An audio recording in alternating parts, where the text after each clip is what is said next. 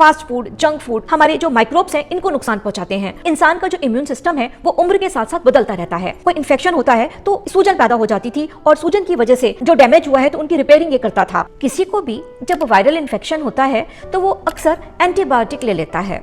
तो एंटीबायोटिक को लेने से वायरल इन्फेक्शन पे कोई असर नहीं पड़ता, क्योंकि एंटीबायोटिक तो बैक्टीरिया पे काम करती है, वायरसेस पर नहीं। दूसरा, अब ले ली एंटीबायोटिक तो इसका खामियाजा भुगतना पड़ता है हमारे गट में पल रहे अरबों की संख्या में जो छोटे छोटे से माइक्रोब्स हैं उनको, क्योंकि ये हमारे जो गट हेल्थ में तो काम करते ही करते हैं, साथ ही साथ हमारे इम्यून सिस्टम को भी स्ट्रॉन्ग करने का काम करते हैं। आज की वीडियो में चर्चा होगी कि जो ये गट बैक्टीरियाज हैं इनका हमारे इम्यूनिटी से, हमारे इम्यून सिस्टम से क्या लेना देना है, कैसे हम इनको बढ़ा सकते हैं, ऐसा हम क्या कर लें कि इनकी संख्या और अधिक हो जाए, और ये क्या क्या हमें बेनिफिट्स दे सकते हैं। आइए विस्तार से समझते हैं इन सारी बारीकियों को।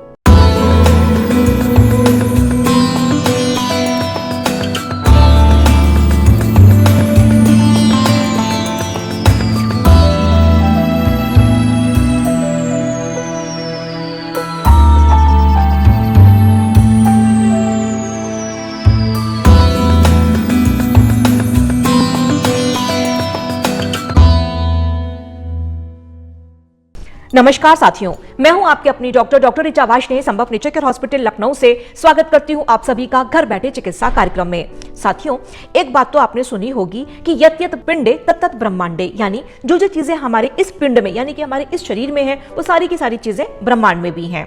ब्रह्मांड में क्या है? ब्रह्मांड में है असंख्य तारागण, उनके अपने ग्रह, उनके अपने उपग्रह। और हमारे शरीर में क्या है? हमारे शरीर में है इंटरनल ऑर्गन्स, बहुत सारे टिश्यूज, बहुत सारी कोशिकाएं, और पेट में अनेक प्रकार के छोटे छोटे से जीव जिन्हें हम माइक्रोब्स बोलते हैं।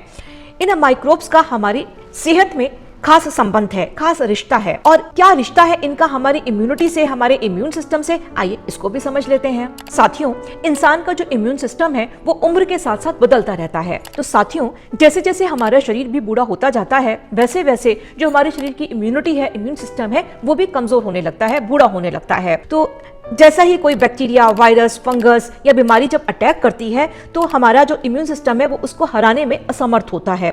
तो इसमें काम करता है हमारा जो गैस्ट्रोइंटेस्टाइनल ट्रैक्ट में जो हमारे गट बैक्टीरियाज हैं, माइक्रोब्स हैं, जिनकी पूरी आबादी पूरे के पूरे गैस्ट्रोइंटेस्टाइनल ट्रैक्ट में ये पूरे के पूरे पाए जाते हैं। तब ये हेल्प करते हैं। कैसे हेल्प करते हैं? तो जो हमारा जो भीतर का वातावरण है, होम्योस्टेसिस है, ये बनी रहे, भीतरी चीजों में कोई बदलाव ना हो, तो ये इसमें हेल्प करते हैं। माइक्रोबायोम होम्योस्टेसिस की मदद करते हैं। होम्योस्टेसिस हमारे शरीर के भीतर स्टेबल चल रही वो फिजिकल और केमिकल कंडीशन है जिससे सब कुछ सही सलामत चल रहा होता है।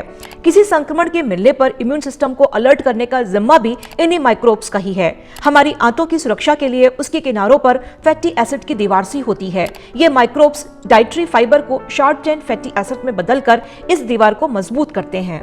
गट माइक्रोबायोम इन्फ्लेमेटरी रिएक्शंस को कंट्रोल करने में मदद करते हैं। तो जब भी कभी कोई इन्फेक्शन होता है तो सूजन पैदा हो जाती थी और सूजन की वजह से जो भी टिश्यूज में जो डैमेज हुआ है तो उनकी रिपेयरिंग ये करता था।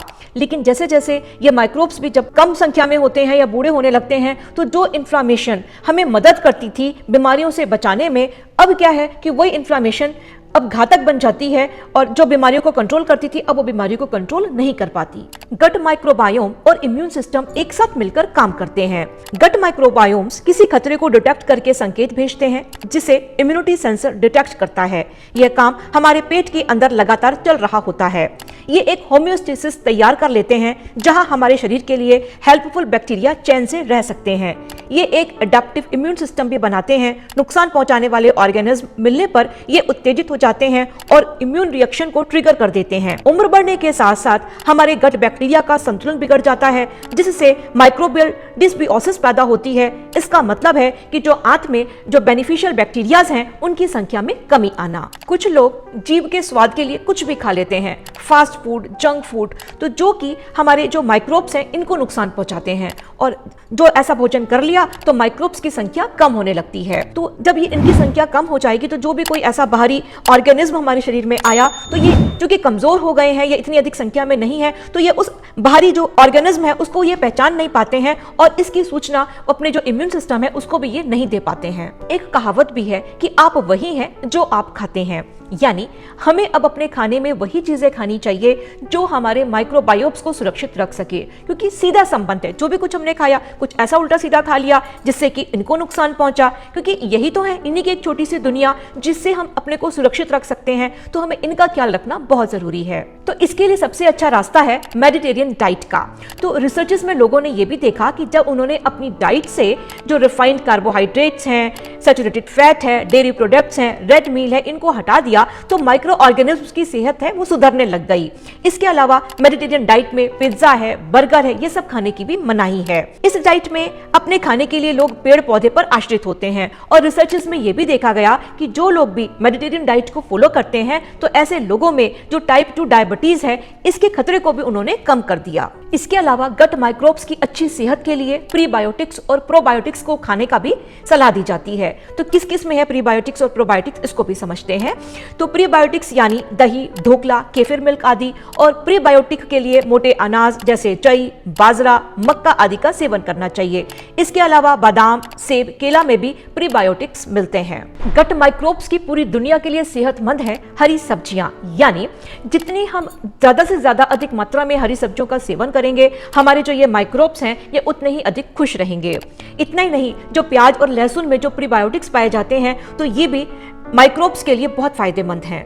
अच्छी हेल्थ के लिए फिजिकल एक्टिविटी बहुत जरूरी है। तो इससे क्या होगा, एक तो आंतों में सूजन कम होगी, और जब आंतों में सूजन कम होगी तो जो हमारे अच्छे गट में जो माइक्रोब्स हैं इनका जो कुनबा है इनमें भी बढ़ोतरी होगी। तो हमारे इन छोटे छोटे कामों से हमारे शरीर के जो भीतर माइक्रोब्स हैं ये भी खुश रहेंगे, और जब ये खुश रहेंगे तो हम भी बीमारियों से बचे रहेंगे।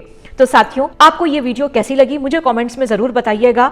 इसके अलावा आप भी परेशान हैं बीमारियों से और उपचार चाहते हैं एक्यूप्रेशर थेरेपी से, अरोमा थेरेपी से, तो आप मुझे नीचे कमेंट्स में लिख सकते हैं। नहीं तो वेबसाइट पर ही बुक एन अपॉइंटमेंट का ऑप्शन है, आप अपना अपॉइंटमेंट भी बुक कर सकते हैं, डायरेक्टली मेरे से बात हो जाएगी।